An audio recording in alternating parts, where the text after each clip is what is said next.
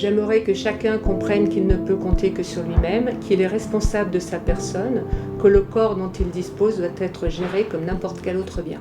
J'aime beaucoup donner cette phrase à mes patients pour leur dire « Vous êtes responsable de votre santé, pas coupable d'être malade, mais votre santé vous appartient et vous devez vous la réapproprier. » Notre corps, et moi c'est lorsque j'ai réalisé ça que j'ai vraiment changé ma façon de voir les choses, c'est que tout ce que nous voyons de notre corps, nous l'avons constitué avec quoi? Avec ce que nous mangeons.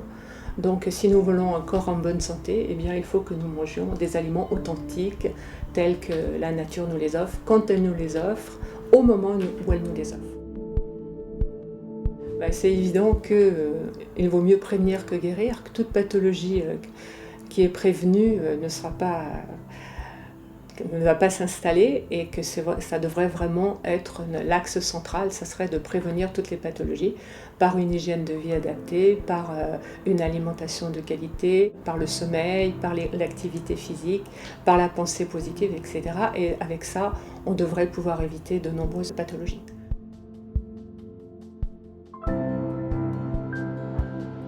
Nous avons de très jeunes personnes qui n'auraient jamais dû avoir certaines pathologies. Malheureusement, c'est des pathologies de ce siècle, du XXe siècle, XXIe siècle, et le stress est un élément prépondérant.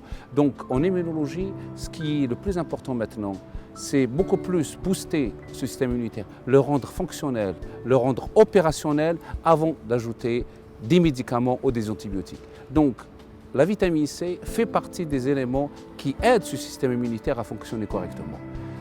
Malheureusement, on ne produit pas de la vitamine C.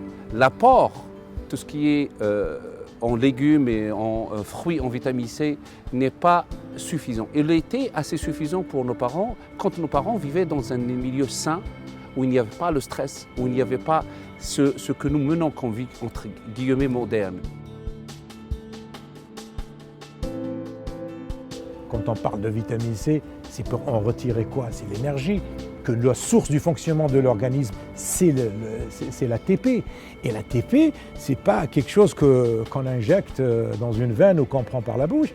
C'est tout ce qu'on mange, c'est tout ce qu'on bouffe, c'est tout ce qui passe par l'organisme et qui, au final, est donc transformé en produit qui est reconnu et traité par la mitochondrie, par la chaîne respiratoire, etc., pour en faire la fameuse usine qui fait tourner tout l'organisme. Toute agression de l'organisme va avoir donc un recrutement d'énergie, va pouvoir avoir, et la meilleure source d'énergie, c'est d'augmenter les apports. Et la vitamine C, on n'augmente pas n'importe quoi. Je n'ai pas parlé de magnésium, je n'ai pas parlé de cuivre, bien que bon, ils ont leurs indications.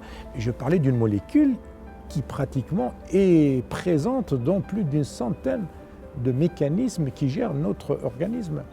Les médecins allopathes que nous sommes jusque-là n'ont pas été en contact avec les différentes facettes, je dirais, positives de cette utilisation. On est resté, comme je l'ai toujours dit, sur le principe de l'utilisation basique.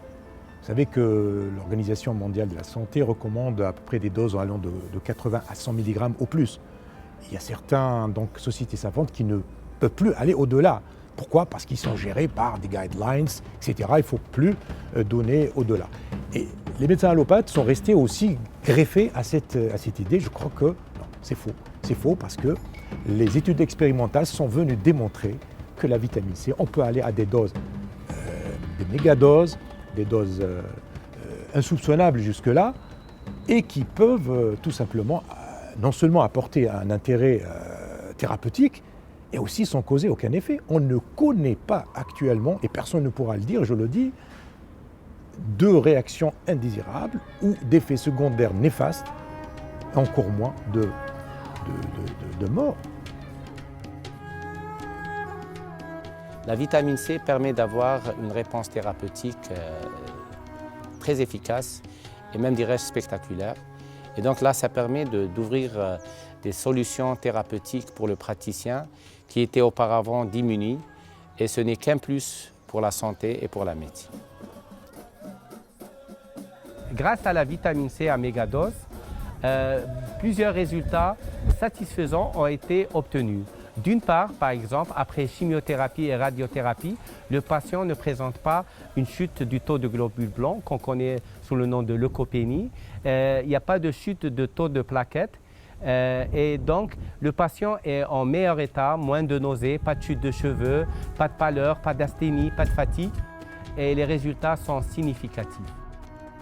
Jusqu'ici, c'est vrai quand on entend de mégadoses, nous en tant que scientifiques, on est toujours un peu prudents. Mais la science et toutes les publications scientifiques de très haut niveau, aussi bien aux États-Unis qu'en Europe, qu'au Japon, ont montré que des doses importantes ont donné des résultats extraordinaires. On n'est pas dans l'euphorie, on n'est pas dans la molécule extrêmement miracle, mais on est dans le réalisme. Ne pas bien sûr uniquement se fixer sur la vitamine C en tant que molécule, mais l'associer avec d'autres molécules. Si elle arrive à avoir un effet de synergie, si elle arrive à avoir un effet de boost, oui, je crois que la communauté scientifique devrait la regarder en face, ne serait-ce que vis-à-vis des gens qui en ont besoin. Le marché du cancer ou bien du traitement du cancer est géré par les antimitotiques et donc c'est des molécules quand même agressives qui tuent non seulement les cellules cancéreuses mais aussi qui s'attaquent aux cellules saines. Et la vertu de la vitamine C, je vais peut-être là aussi parler d'un autre domaine, jusque-là on a parlé des antioxydants, qu'elle a d'autres vertus. Elle devient pro-oxydante à très forte dose. Et sur ce volet qu'on est en train de travailler sur cette fameuse propriété pro-oxydante qui est capable de tuer les cellules cancéreuses et garder intactes les cellules saines. Chose que malheureusement la chimiothérapie n'arrive pas encore à faire parce que finalement c'est pratiquement tuer beaucoup de cellules, entre autres les cellules cancéreuses. Alors que la vitamine C a un rôle extraordinaire. La vitamine C, par sa structure chimique qui ressemble à la molécule de glucose, elle est absorbée par toutes les cellules. Si on doit prendre la vitamine C et de la chimiothérapie, why not? Au contraire, il y a un effet de synergie, ça va booster.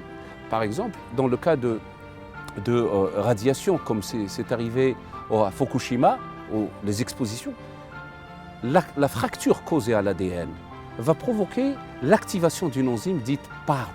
Les enzymes PARP, poly-IDP ribose polymerase, c'est des enzymes réparatrices, c'est les enzymes pompiers de notre ADN. Chaque fois qu'il y a une fracture de l'ADN, ces enzymes sont activées. Le problème, c'est que quand il y a une activation massive de l'ADN, donc destruction massive, cette enzyme est tellement activée qu'elle va systématiquement bouffer toute l'énergie de la cellule et la cellule va collapser.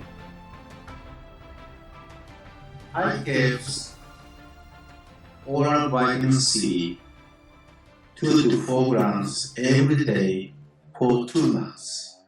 Also, I gave 25 grams of intravenous vitamin C every 2 weeks. So 2 months treatments, the gene expressions of cancer risk return to normal. Ça a été prouvé à plusieurs niveaux, dans plusieurs pathologies, que c'est une molécule qui a donné des résultats et qui n'est pas incompatible avec la notion dogmatique ou ce qu'on appelle le traitement conventionnel. Si maintenant il y a des données nouvelles, il faut les accepter. Il ne faut pas refuser d'emblée les notions nouvelles. Comme on a accepté les antibiotiques, comme on a accepté le vaccin, on est dans une phase dans la mesure où les médicaments coûtent, les médicaments pèsent sur la caisse sociale, pèsent sur les gens eux-mêmes, sur leur poche. Il est maintenant temps de poser cette question. Et là, il n'y a qu'un verdict, c'est le verdict de la science. La vitamine C n'est pas la molécule miracle par excellence, mais c'est une molécule qui devrait être considérée dans tous les traitements pour que les gens puissent avoir une vie digne, de par son coût, qui n'est pas très élevé, de par sa disponibilité, de par sa non-dégradation, puisqu'elle n'obéit pas à cette règle de chaîne de froid. Donc on peut déjà, sous la forme lyophilisée ou sous la forme soluble, on peut déjà la transporter. Et donc on peut réellement la mettre à la disposition de continents comme le continent africain.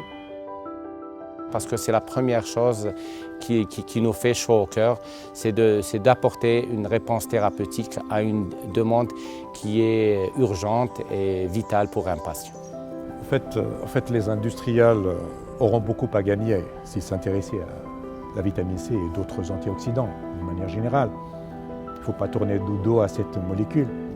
Je le répète, ce sera une molécule d'avenir. C'est pas pour aujourd'hui.